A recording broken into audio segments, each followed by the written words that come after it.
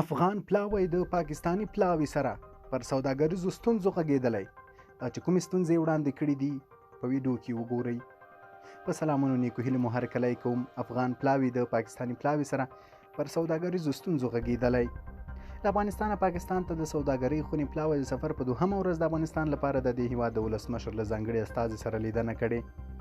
د دې خونې له لوري په خپره شوې خبرپاڼه کې راغلي چې تېره ورځ ناوخته یې خپره کړې ویلي افغان پلاوي له پاکستاني پلاوي سره د افغانستان او پاکستان ترمنځ په شته سوداګریزو ستونزو د ګډو پانګو اچونو ترویج، د دواړو هیوادونو د سوداګرۍ او ټرانزیټ برخه کې د لازمو اسانتیاوو د رامنځته کولو په اړه خبرې کړي.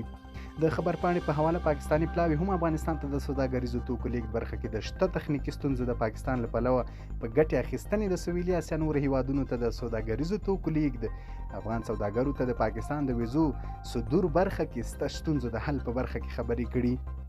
دا پلاوی په داسې حال کې پاکستان ته سفر کوي چې د دواړو هیوادونو ترمنځ د سوداګرو همداراز د ټرانزیټ برخه کې له دې وړاندې زیاتو ستونزو راپور نه ورکړل شوي وو.